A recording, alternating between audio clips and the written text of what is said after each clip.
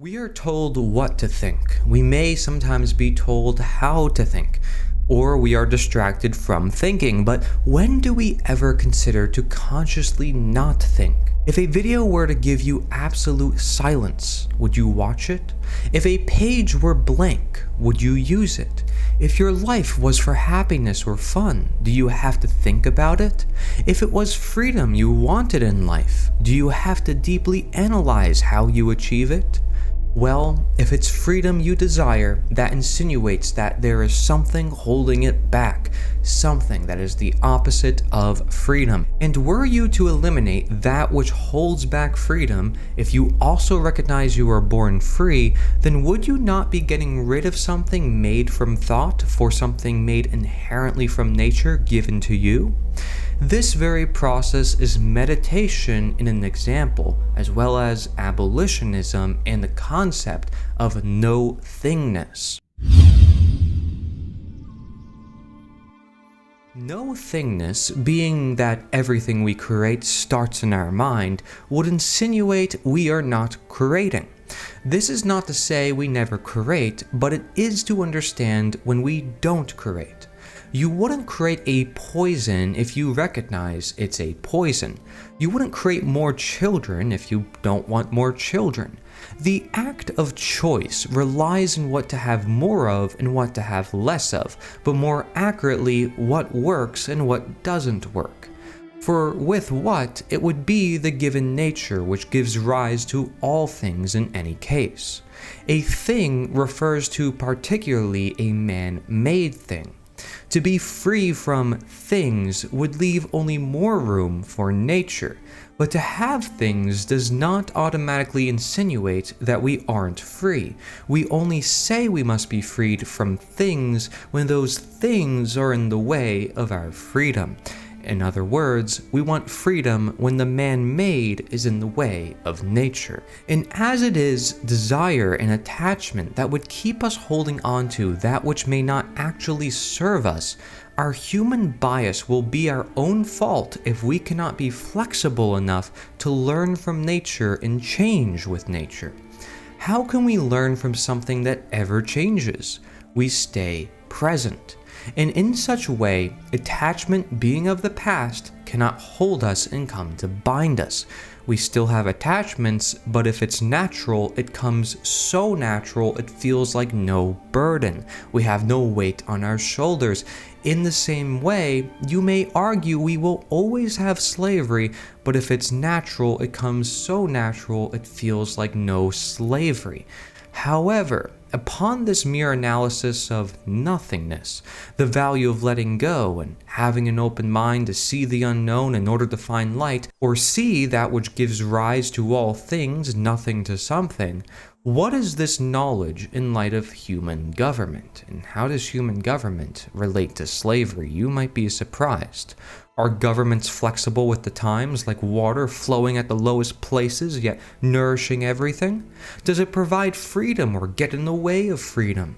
Well, as we know, it is not water, nor nature. It is not the source of freedom, and it is man-made. It is a thing. Yet furthermore, if we even try to distinguish what such a thing is, we have no conception of it. Perhaps some people and some buildings? So what is it really? It is a thought, and one many people have. It is a belief system. Does it give room for silence and letting us listen to nature, or what nature provides to us, that being our own conscience and personal decision making? Well, it takes on many forms, so we need to get clear on the basis of every thought in human government. If you look at the base, it is the belief in authority. It is statism. And that basic idea is creating something in nature, in man, that does not naturally exist, and ensuring that it must exist whether people like it or not, with the ability to change reality in ways involving more things. For if its proceedings did not involve more things, it would cease to become more of a seemingly thing within itself, taking claim to hold all of the land, people, and businesses within what it supposedly has the authority over. Yet it takes hold with no proof other than some scribbles on paper, basically because I said so, with an imagined authority from the masses of people who are trained into such belief system. They legitimately think, and this is 99% of the human population, they think that there's authority vested in human beings that gives them the right to rule. They have this crown on, they have this fancy outfit, therefore they are allowed to do these certain actions which no one else can do. And so we're trained into this belief system from a very, very young age. And if they need to be trained to believe in it and force comply to go along with it, how is it natural to persist in existence, and how is it natural to use? Well, as history has repeatedly shown, the manifestation of statism, the state, never lasts and only leads to more of every problem in the world and the opposite of every expected solution. It's as if we are in direct opposition to a higher or more natural authority. If nature is so complex and constantly changes, with each individual unique in their views, why would it help to impose one view and all the rest with violence? Any justification for violence would still not change the nature of the action, as individuals own themselves and pursue any life to their own choice. Yet those justifications and those order followers with their belief in authority to carry it out are the most responsible for the problems in our world, not those few who give the orders.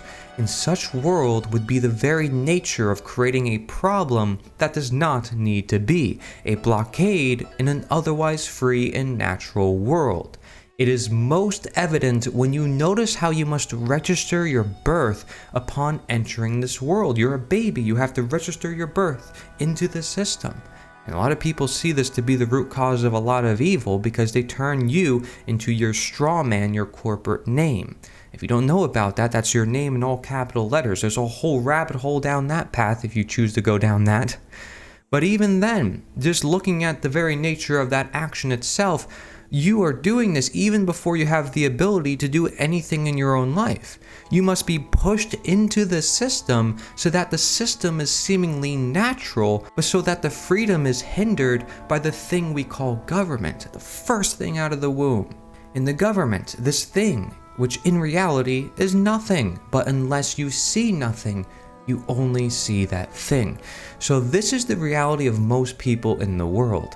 They perceive the world through statism. They can't imagine a world without it. They never sat presently and inquired upon the natural world with them at all times universally. Whether they genuinely think about the natural world, or better yet, they just presently live with the natural world, they will have no thought that arises that says we must partake action in some statist political ritual, that be voting and having to wear a certain uniform to uphold morality, having to write down on a piece of paper what is morality. To anyone in nature, this would be nonsense, but because we're trained into it, we think it's perfectly natural. So when we leave the natural world of thought, so it ever arises, and we will make every justification to uphold what we think is a natural world, since we were born into it, and never took the time to consciously not think or see the natural nothingness which ever born us into being and allows us to create in the very first place. So you can accept the unknown and thus never fear, which in the same process is to accept the known and thus always love. You know you have your own heart, your own mind, and your own body. Keep it your own and recognize others' own and the unknown among them.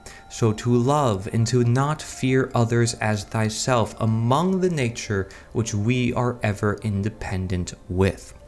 Thank you very much for watching. This is an article that I wrote for the Liberator 2 News, which you can write an article, send it to me, I'll turn into a video for you. We have a great bunch of writers and people who are coming together who care about these ideas. Now, you probably never heard of statism before if you're new to my video content and this channel, and I hope you do care about nature or truth or morality and these ideas that are much grander, more universal than just these political rituals that keep us stuck on division all day. But I'm going to put some questions on the screen for you because statism is the root cause to the problem in the world, and you have to think about it for yourself. This is what I had to do and a lot of other people had to do because, again, this is the belief system we're trained into at a very young age in the schooling system. It's basically designed to teach obedience. It's not designed to teach virtue, and rather it teaches obedience as virtue itself. We have double standards in this world. We have theft, where somebody takes something that doesn't belong to them, and then we have taxation, where somebody takes something that doesn't belong to them. It's the same exact thing. So what is going on here? One person believes that another individual has authority. One person believes that another individual is just an individual and that the action is wrong. Well, isn't the action always wrong? Why would the action not be wrong? What makes theft somehow good? Could you explain that process to me? Or is it just because, oh, well, we need it for the greater good, for the common good, so you want to guarantee a wrong action for the possibility of good action? Wow, okay, quite interesting, because it seems to me like if we look at history, if we guarantee any wrong, wrong continues to grow. And that's why tyranny keeps happening, and then democide, the number one cause of unnatural death, keeps happening, and then why humanity never seems to learn their lesson. So anyways, that's a wrap. I'm going to conclude this video with telling you that if you want to learn more about this perspective, go to theliberator.us. That's theliberator.us. We have a bunch of resources on there, movies, documentaries, books, free resources as well, a weekly newsletter. Get involved. Thank you very much for watching. Take care.